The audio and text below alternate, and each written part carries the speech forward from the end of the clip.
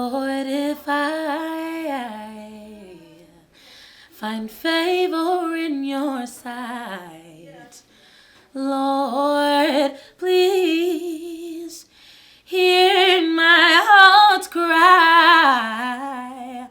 Hi, my name is Johnique Edwards. I'm from Harlem, New York. I'm 27 years old. I sing, I dance, kind of, and I act. And Awesome. yeah. Awesome. Love it. Where and how did you grow up? Ooh, so I grew up in Harlem, born and raised. I've never gone anywhere. How was I raised? Yeah. I was very sheltered.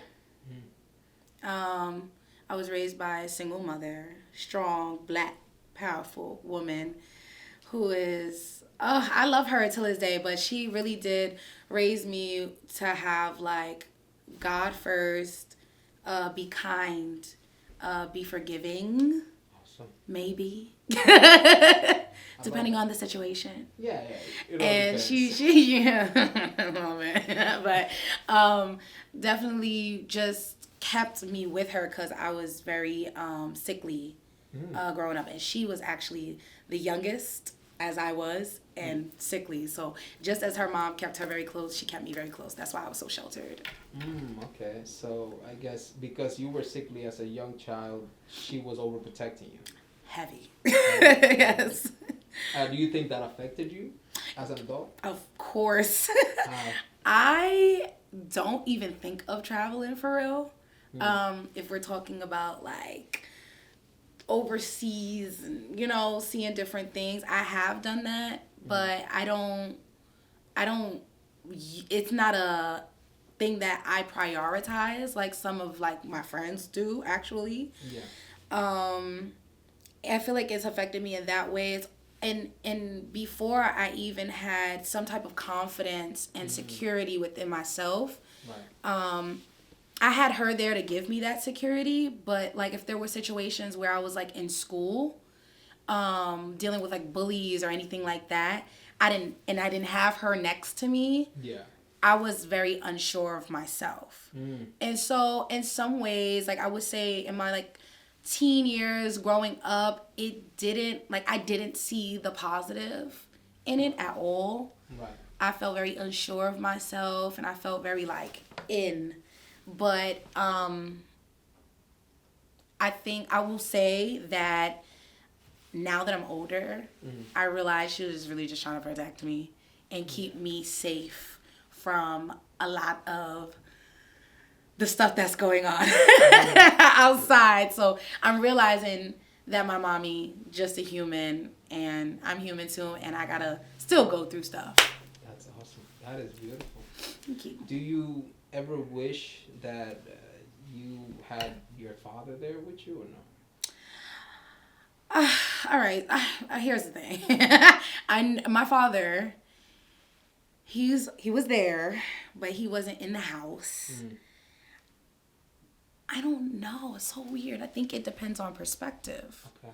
Because for me, my mom was very strong. And my mom did what she needed to do. Even in the times where, my father really couldn't be there because he had his own family. And he was there. Yeah. But he had his own stuff to take care Okay. of. I understand. She filled in for him, and so it was almost as if like it seemed like He wasn't. It seemed like he wasn't. Right? yeah, it seemed like it almost I hate to be so blunt, it seemed like I really didn't need him. Okay. It was Understood. hard, Oh, I get it. I was a daddy's girl, and then once I realized my mom, Was the one doing everything. I was like, oh my gosh, I see him when I see him. Yeah. I love him down. No, I understand that. But I was just like, I'm pretty sure you do. I get yeah, that. yeah. But yeah. I understand that. What did you like the most about your childhood? Okay, so one of the number one things about my childhood, there was nothing that I didn't have. I had everything that I needed. And that's what made my love for my mom even stronger. Wow. Because she didn't make a lot at all. But she gave you all. gave me everything I wanted. Wow. And then some. And so, I don't know how she did it, but that's the best part of my childhood, just having all the toys, for real, the nice clothes. Like, I was princess down. Wow. And before I ask you the next question, Mm-hmm. I remember you said that you were very sheltered, right? Mm-hmm. Very protected by your mother. Was there anything you were not allowed to do that you saw other kids do, or Yeah. okay, like what?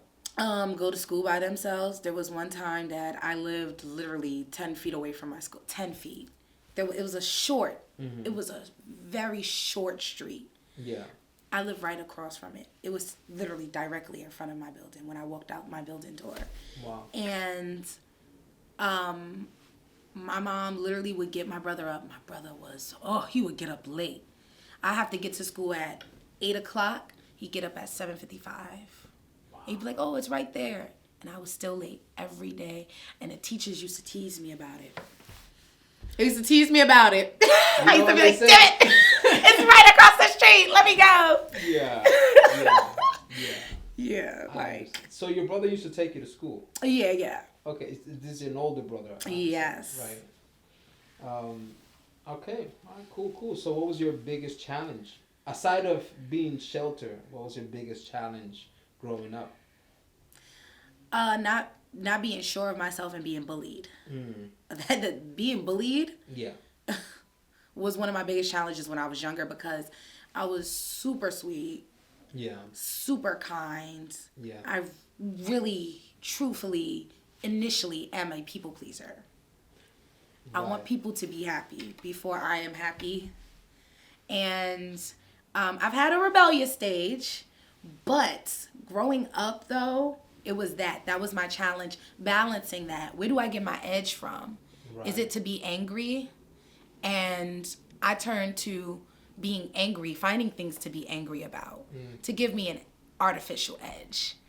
I didn't realize that your edge comes from when you go through things, and then you learn and you come out on top. You still got to go through more things, but it makes you stronger. That's whatever made you stronger, whatever didn't kill you and made you stronger. I know it sounds so cliche, but whatever it is that you came out on top of, it's that gives you an edge. But before, growing up, I was like, oh, I'm going to get it from being angry and rebellious and putting on a show. And yeah, I had to do that. I see. Okay. Cool. All right. What do you do? Oh, yes. Okay. So I'm a full-time college student, right. Attending college for theater arts, trying to get my BA. And I also sing for a living. Before you tell me how is that, like, tell me the story, and I think I know this, but tell me the story and how you ended up singing for a living. Yes. Okay. So it's very interesting. I liked singing, but I was always very nervous to sing. Yeah. In high school I sang, and then I was able to kind of like mask a lot of those nerves. But I went through some things, like I said, and it gave me that edge. And one day I was losing my faith in God. I was not believing at all. And this is after years of even after the pandemic, 1 year after the pandemic began, and I started feeling like I don't know what to believe in. It felt like a breakup. I was like, yo, God, I was suicidal. I was like, God, I really don't even really want to live, for real. Yeah. If I don't have you, or if I don't have that strength that I know that I get from you. Yeah. And literally 10 seconds later, this woman called me, and hit me up. It's so funny because I was like, God, if I don't have you, like, I don't want to live. Like, I don't want to do life. Yeah. You know what? This woman calls my phone, and I'm like, the number looks so familiar. Mm-hmm. But I'm like, I really didn't want to answer, but I answered anyway because I was so curious to know what the number was. Yeah. And she's like, "Hi, this is Vi Higginson." And I'm like, okay, I haven't spoken to this woman in years. Wow. I've been a part of this foundation at the age of like 13. And then I stayed for like maybe a semester and a half, and then I left. And I hadn't seen them, nor did I really speak much to them at all. So I really didn't feel noticed at all. Some way, somehow, she gets my number, she calls me, and she's like, "You signed up for something." And I'm like, "I didn't sign up for anything." And she's like, "You sure? Because we have you down like you signed up for this event that was supposed to take place." And she was like, "What are you looking for right now?" And I was super honest with her. Yeah. I was like, you know what, right now, I was looking for community. I was looking for just somebody to take me in and remind me that I have purpose right now. But I'm depressed. I'm depressed. I'm suicidal. I don't want to live anymore. Like, I'm losing my faith in God. I don't know. Like, and I wasn't that nice. And she was like, "Well, you used to sing, right?" And I'm like, "Yeah, I used to sing." And she was like, "Well, come to the foundation and sing about it." And I was like, "Okay, all right, have a good day. Bye." And that was a Wednesday. Mm-hmm. Between Wednesday and Friday, I don't know. I feel like it was some type of miracle, because I kid you not, on Friday night, because the classes take place on Saturdays. Yeah. On Friday night, I kept hearing voices, like you're dead, like you're nothing, you're like everything negative. Mm-hmm. And I was like, yo, I know I'm not losing my mind. This is not what my mom raised me to be. This is crazy. Like, I'm hearing voices now? Really? Like, it was so bad. And I called this woman that I was working for, who used to be my old teacher. Mm-hmm. And she was like, "Miss Johnique, you need to leave your house. You need to get out of your house. Mm-hmm. Your house is really bugging. Like, you're bugging staying in your house." Yeah. She was like, "So go to that thing that you were invited to tomorrow." And I was like, all right. And I stayed up for real, because I really couldn't sleep because of all the voices. And I got up right when it turned, I think like 8, and I decided to start getting myself ready because I had to get out of the house. Go to the foundation. It's a bunch of kids. I'm older than all of them. Mm-hmm. Wow. And I'm like, okay, before I used to be the youngest, now I'm the eldest. Yeah. And I go sit in the front, and I sit next to this girl. We're all singing and stuff like that. I sit next to this girl. She's like, "When we go and we need to audition for this solo, you need to go up there because you could sing." I was just sitting next to her. She's like, "Yeah, like, you need to go sing. Like, go up there and sing. Just do it for fun." And I was like, all right. And I got up there and I sang. And after that, the founder and the founder's daughter, which is a co-founder, mm-hmm. She was like, Noelle, she was like, "Oh my gosh, yeah, you have the solo." And then I think a week after that, I decided to go again. And she was like, "Can I ask you a question?" I was like, "Yeah." She was like, "Look, we have this thing, like, we have this commercial choir called Sing Harlem. And, like, I think that you would really, like, benefit from it and that you would really enjoy it. And we get together when we sing, we rehearse a whole repertoire, a whole list of songs, and we go out there and we sing it. And, it's not much, but it's something, And I was like, "Yeah, sure, I'll do it." And all of the people that I know, all the people that I'm connected to, all the people that is literally through this foundation. And staying being with them and singing with them and getting to know the people that I was singing next to, them going through their own separate individual things, learning about their testimonies, I was like, yo, now I know for a fact, one, my living is not in vain at all. Like, because if my mom's living wasn't in vain, Yeah. and her mom and her mother's mother, Yeah. why now me? Why does it stop here? Exactly. So I'm sorry. I knew that was a lot to say, but No, that's great. I love it. I love it. I'm just. but that's serious. exactly why I'm doing what I'm doing, and it's taken me. Honestly, that moved me. That's awesome. You know, I'm sorry you went through that, and I am glad you snapped out. God put a signal on your path. So. Thank you. And this is it. This is it. Oh wow! And it gets better. It gets better. Thank you. Even in the face of adversity, Yeah. it'll get better. Doesn't matter because it has gotten better. Right? Yeah, it does. So, even if you don't feel it, it just gets better. Yes, thank you. I appreciate That's it. awesome. I love it. Thank I really you. do. All right. So, how does a day of work look like for you? Ooh, it varies. It varies depending on what needs to be done because I have a couple of residencies. Right. So, through working with the foundation, one of the founders, Noelle Higginson, she has she produces soul sessions on Monday nights at Red Rooster in Harlem, which is a really it's like a landmark, like a place where all the tourists go to like eat and it's like popular in Harlem.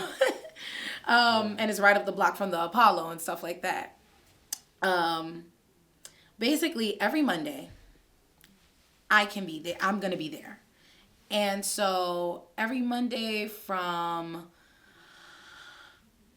let's say 9 a.m. to, I want to say 4:45 p.m., I am in school. Okay. I am in school. My first class is music theory. I'm learning that. I decided to take that class because I have students that I now teach at that foundation. Yeah. And they know music theory better than I do. I got to learn music theory. So I take that class, and then I have a creative writing class. I'm taking that elective because I really want to get better at writing music, writing songs, poems, expressing myself better. And then after that, I have a voice class because I do have some health issues with my vocal cords. And so running into that, whole dilemma has made me a lot more alert about how I'm using my voice. And so now I'm in voice class. And I'm learning all the things that I need to know about taking care of my voice. And it is very detailed, and I'm very thankful. Right after that, I go to Red Rooster because I have to sing. And in voice class, I warm up my voice. And we do really great exercises. I'm bringing it up because this is all a part of what I do before every single event or gig or show. Right. My vocal exercises are extremely important to me because I do have nodules that I deal with now. And so now I have to be very, very intentional about how I use my voice. I should have been doing it before, but I have to do it now. So warming up is like a big part of any work day. Yeah. Even before I go to school, before I use this voice, I have to do my nose, my yeses. I gotta do this. I gotta give myself my little massages. That's good. I gotta make sure that I am calm, I'm confident, and I gotta make sure I pray. Like some people need like coffee. Some people, even need a joint. Yeah. I need Jesus. Of course. So reading my Bible and praying, that's how I start my day. Just mentally, spiritually, emotionally. That's what's gonna put me in a right space to deliver a message to people, you know. Awesome.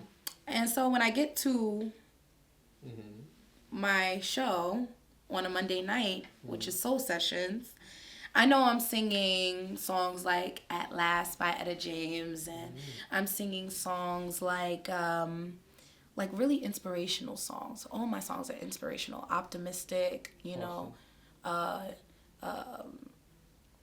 Some of them are silly too. But I never will ever place aside the fact that there are people that I'm singing to and they have lives and they're going through things. Right.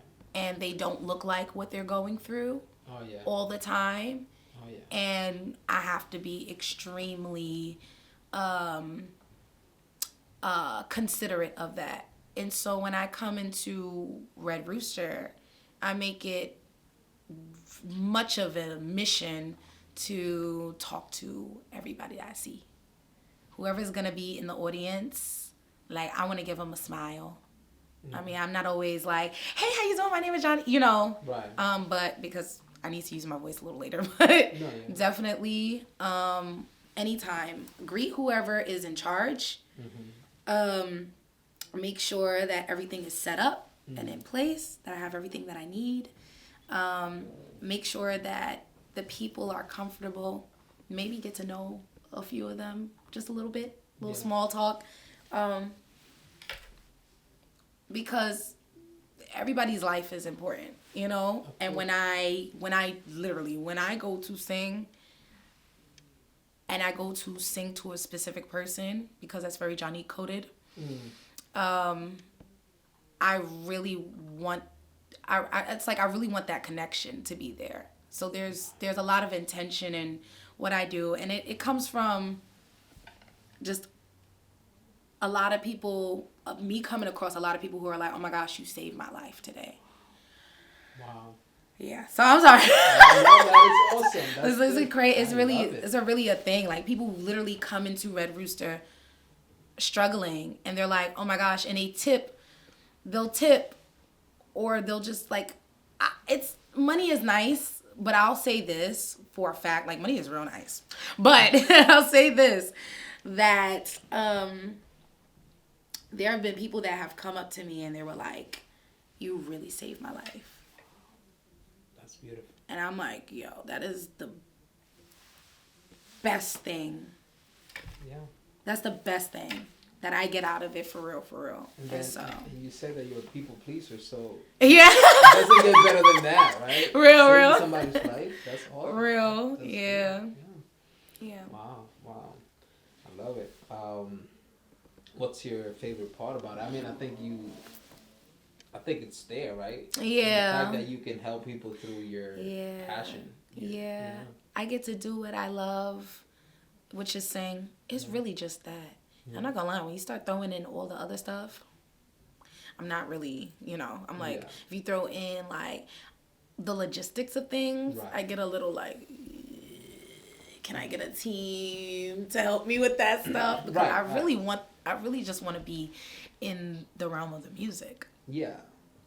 Literally. Everything else is yeah, I got you. All right. Cool.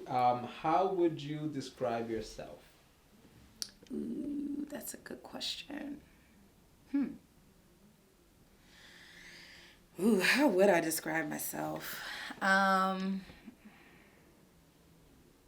have no clue, actually. Wow.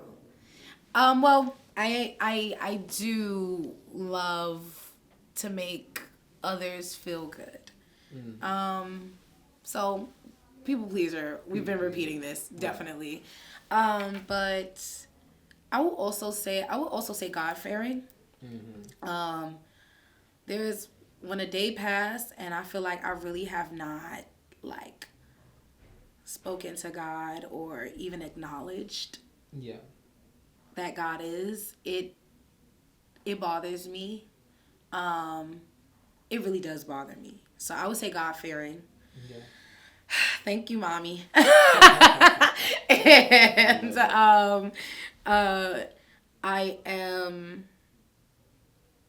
I just care. I care a lot. Okay, awesome.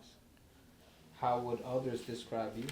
Oh, this is so cute. I love this. Okay, I know that others would describe me this way because I just had a birthday party where everybody like went around and explained. A birthday party that I was not invited I'm sorry. It's fine. It's okay. Throw it in my face. That's fine. Okay, so yeah. Yes. Oh man, at this birthday party, right? Yeah. All my friends decided to gather and basically say a few nice words about me.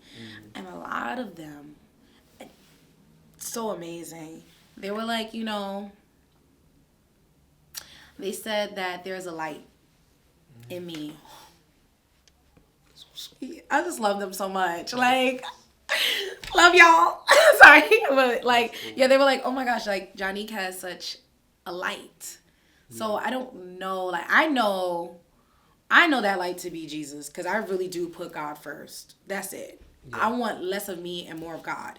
But a lot of people are like, a lot of my friends, they don't necessarily have the same faith as me or believe in the same things as that I believe in, but they see something within me that they don't see within other people, and they choose to describe that as light. They also did say that, like, very caring. Yeah. And they also did say that, like, very passionate. Yeah. And it's so funny. Before I left home, I was talking to a friend of mine on the phone about, I was kind of shading a little bit. Not her. But I was like shading because I was like, I feel like, I was saying Happy Black History Month. Like, yeah. Because, like, first of all, I feel like there are times that I get really, really serious about disrespect versus respect. I get very, very serious about human connections and where we put our energy and where we put our focus, what we put our focus into and who we give our time to and stuff like that. And I know that I do get a little bit, like, my voice gets a little, like, aggressive, whatever that means.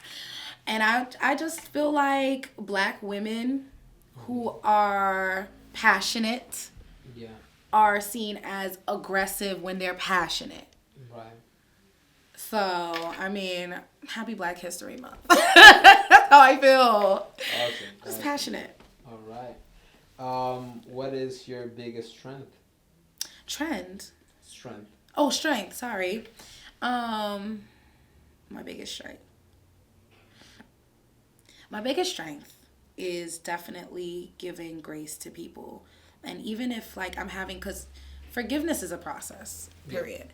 But I do believe that I work through that process of forgiving people in a very, like, great way. Yeah. Because definitely, focusing on, godly wisdom in a sense that, like, you don't know what anybody is going through.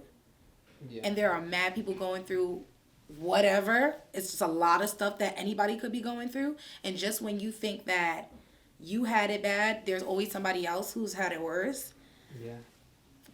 Being able to keep those intact, that even when I can't understand why a person did something, I'm like, you know what, God bless them. Anyway, they piss me off, but I'm going to continue to move accordingly because I don't even know what is going on in the mind of that person, and life is very humbling. Yeah. Life will humble you. There's been moments where I'm like, why would she do that? And I'm sitting there judging, and guess what? Next week, I'm going through the same thing that she's going through. Right. Yeah. And so having grace is like one of my, and working through forgiveness and having a little bit of understanding to know that I'm not going to understand everything is one of my biggest strengths. Awesome. Love it. What is your biggest weakness? Oh my goodness. Okay. Ooh. My biggest weakness.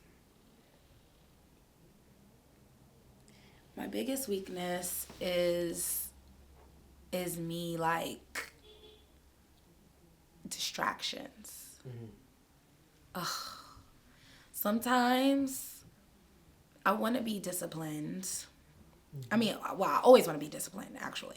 But there are some times where I'm really like going and trying to be disciplined, and I'll look for a distraction. I'll look for somebody to something outrageous, and I don't know. I think that's human of me. I'm not trying to down that at all. Yeah. But I do think that it's a weakness because I do it often. Yeah. Like, I think it's a self-sabotage thing sometimes because it comes from a place of like, oh, am I really doing this? Like, is this really like my life right now compared to where I used to be? Right. And do I really not smoke anymore? Do I really not drink anymore? Do I really not like party the same way I used to party? Not gonna talk too much about that, but like I get that imposter syndrome. Yeah. Where I'm like, a lot of us do. I would say. Yeah, I believe. Yeah, and so I'm like, I definitely start like, I'm like, well, maybe I'm not who I say I am, and then I go into this like, yeah, so that. It's one of my weaknesses, and I deal with it very often, unfortunately. I see. Yeah. Yeah. I do believe that a lot of us go through that. Myself too. So, Yeah. So I get that 100%. Is it safe to assume that singing is your passion?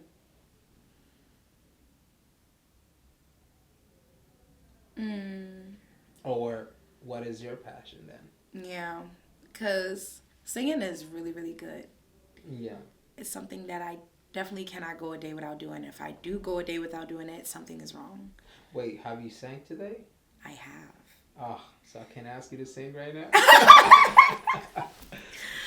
I'll, later. All right. But, all right, later. Later, But I was going to say that, what was the question again? I'm so sorry. Yeah, no, it's fine. What is your passion? Oh, yeah, my passion. Singing is nice, but singing wasn't always there for me. Mm-hmm. I feel like God was always there for me, and I think I'm in a position now where I understand that every great gift comes from up above. Right. And I feel as though that in that singing, mm-hmm. there's message and there's deliverance in the message. Yeah. And so my passion is really ministry. And there's so many ways to minister to people. So I guess the singing is within that, but it's really delivering messages of peace and love and hope and positivity. That's like my true passion. Mm-hmm. Yeah. That's cool. Mm-hmm. Cool. How did you discover it was your passion? I think I had it up to here. Mm-hmm. Okay. With all the negative thoughts in my mind. Mm-hmm. And I was like, where do they come from? Mm-hmm. Why are they there? Right. Yeah. Why are they there? And it comes from the society's idealisms, and some of them are a bit corrupt. I'm sorry. And so I'm in a place where I got to a place where I got tired of that, and I'm like, if I'm not for me, who's gonna be for me? That is a question. Yeah. And now that I can be for myself, mm-hmm. now I can do for others. Yeah. And give back. Yeah. And so that's when, and that came around like 2020 when there's so many people. That pandemic was very traumatizing for a lot of people. We're gonna talk about that. Yeah. I was thinking about it. I just want to go through these questions first, like probably 2 more, and then mm-hmm. I'll ask you that. Yeah, it's okay. But yeah, no, we're definitely gonna talk about mm-hmm. that. And I do believe that we have to take care of ourselves before we pour into others. Yeah. So yeah, because it's like you take care of you for others, especially your loved ones, right? And they gotta take care of themselves for Yeah. you. So Yeah. it goes both ways. What are you most proud of? Ooh. I'm just most proud of still being here. Ooh. I'm most proud of still being here. Oh, I see. I know that I know that it's not just me, but I'm very proud of the fact that I didn't give in to a lot of thoughts, a lot of things that people told me about myself. I'm just so proud that I'm still here. I'm glad you're here. Thank Of course. Yeah. What are you least proud of? you. It's like everything. Yeah. Nah, don't tell me that. Look, I done been places. I done seen things. I think one of the things I'm least proud of is, and I can be completely honest, there has been moments where I have hated, okay? Hated on people. Like straight up, you would never know because I would never say it. But I definitely have had moments where I was like, and I had to check myself. I had to bring myself back to reality. But I've had my moments where I was jealous. I've had my moments where I've hated, and I am not as proud of it, but it happens. All right, yeah, Yeah. I think that's fair because we go through it. I get it. You know, Yeah. as long as you don't act on it, because Yeah. the problem is when you act on it and now you're like sabotaging other people's lives. For me, that's the main problem. You can feel whatever you want to feel, but you have to act Right. outside of that. So it's good. Yes. It's good that you did it. Yeah. So let's talk about the pandemic. How did it affect you? Ooh, Or like okay. when it first started, and they like we saw all those videos from China, the government talking about it, and then boom, March comes, they shutting down the country, they locking down the country, and everybody has to quarantine. What's going on in your life? I said, yo, we in Revelations. I was like, God, just come down now. Honestly, but you know what's so interesting, right? I did not, it's so odd. So, right before everything began happening, in the pandemic, I was really, really sick. Super sick. I was in the hospital. I felt like I was dying. Wow. And I was, not doing right the year before. And it got so bad that I remember my insurance company hitting me up like, "Are you okay, miss? You've been in the hospital this many times in less than 3 months." And I remember being in the hospital and nurses walking by laughing, the woman next to me on her deathbed. I remember being in the same hospital room with somebody that wasn't living anymore. And they just left him there. They just left him there. So I was coming to a place where I was beginning to give God my heart and my life again, because I was saved when I was younger, but I took all of that back. And then I was like, you know what? I give you my heart again. I got to a point of desperate faith. Of course. And I gave God my life, and right before the pandemic, that is exactly when I said, yo, there's so many people in this world that will not care for you like you can care for you. Yeah. Like God has literally given me that to give to have for myself. There's something in me. So during the pandemic, when the shutdown was happening and everything, I was very comforted by the word of God. I was very comforted by the word of God. I was very comforted in this new strength that I had to live a better life. So I began my vegan journey, and I began my sobriety the first time. And it felt good.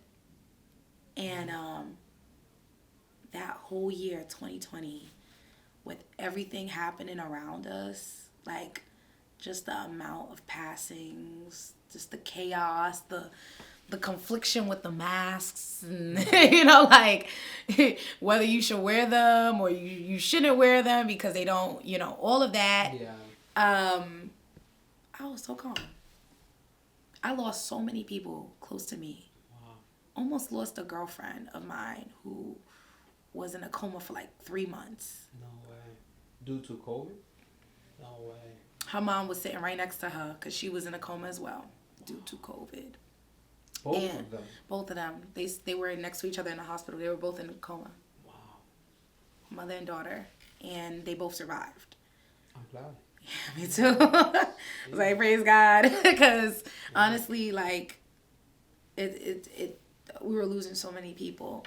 I had a household of people who loved on me. My mom, my brother, my little sister, my boyfriend at the time, and I was comfortable being, that's actually when I started to appreciate shelter.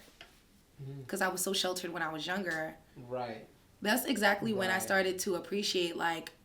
You understood. Yeah. Yeah. So when we couldn't go out and when we couldn't do... I was like, oh, yeah, I mean, well, this is home base. This is where I'm supposed to be. Yeah. So I didn't feel any type of, like, conflict. I was comfortable. That's good. And I was so wicked to kind of say that. But I was I was like, peace be still. Yeah. Cool. Awesome. All right. What is something people wouldn't know about you unless you tell them? What is something I wouldn't know about me? People wouldn't know about you. Unless I tell them. I know one thing. I really do. I'm really always interceding in prayer for people. I'm always praying. People that know, they know. Mm-hmm. Because when they call, where's Johnique, on her knees? I'm always praying. I don't do anything else until I've prayed. And I don't even care if it's for hours. Like, it's that intense because... I think you might have to teach me how to pray. I don't know. I'm telling you, it's that intense because I don't get up until I feel like I've touched heaven. Awesome. Because I just want people to be okay, and there's going to be trials and there's going to be, greats that fall. Yeah. But in the midst of that, it's really comforting to know that there's somebody there who is wishing, hoping, praying the best for you. Yeah. Awesome. Cool. What advice would you give your younger self? Advice. Stay away from these men. Stay away from these men. I'm playing. No, I am playing, but I'm not playing because they can be distractions. Anybody that you're attracted to. It's not just men, women, Yeah. That's fair. Stay away from the people that stop trying to create room for people that are not for you. You can see it, and you sitting here trying to turn the red flag orange. Like, stop. Yeah. Just stop it. Yeah. I see that. That's a good advice. I do believe a lot of people, they tend to make excuses for those they are attracted to. They don't realize that they are like the relationship is already like doomed to fail, and aside of that, you're gonna suffer in the end. Yeah. So that's a good advice. I love that. And this is my last question to you. What advice would you give the youth? Ooh, this is a good one. there's a few parts to that I feel it in my shondo. But my advice to the youth would definitely be, we've said it before, it gets better. It gets better. This too shall pass, you know, and like I heard somebody explain it before. I ain't gonna lie, I don't even remember the man's name, but I will say that I was watching something and this man was explaining that when the Bible says this too shall pass, when God says this too shall pass, it really just means that there's a season for everything. Yeah. And just like the Bible says, there's a time for weeping, there's a time for rejoicing. Yeah. You know, and I feel like the trials will come, but they're not coming to destroy you. Or maybe somebody might send something to destroy you, whatever. Yeah. At the end of the day, we have the tools within us.